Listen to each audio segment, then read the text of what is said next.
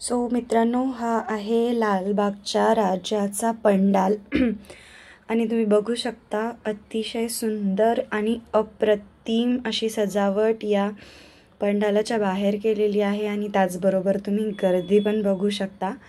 आम्ही लालबागच्या राजाचं दर्शन घ्यायला तर गेलो होतो, पण बाहेरूनच इतकी गर्दी होती आणि दर्शनाची रांग जर तुम्ही बघाल तर दर्शनाची रांग तर इथे लागलेली नाही आहे। दर्शनाची रांग ही मागच्या साईडला आहे आणि ती दर्शनाची रांग पाहता पाहता आम्ही त्याचा एंड बघितला।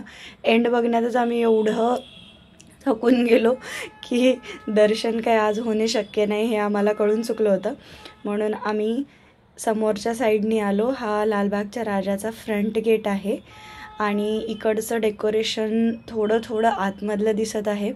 हे अतिशय सुंदर डेकोरेशन तुम्ही बघू शकता, बाहेरून खूप मस्त केलेलं आहे आणि आतमध्ये तर किती सुंदर असेल याची कल्पना आपण बाहेरून लावू शकतो, पण अनफॉर्च्युनेटली आम्हाला आतमध्ये जायला मिळालेलं नाही आहे। पण बाहेरचं डेकोरेशन पाहण्यासाठी सुद्धा इथे इतका जास्त गर्दी आहे लोकांचा। लोक किती जास्त प्रमाणात इकडे लालबागच्या राजाचं दर्शन घ्यायला आलेले आहेत, पण खूप लोकांना 12-12, 14-14 ताससुद्धा लाईनमध्ये लागावं लागते।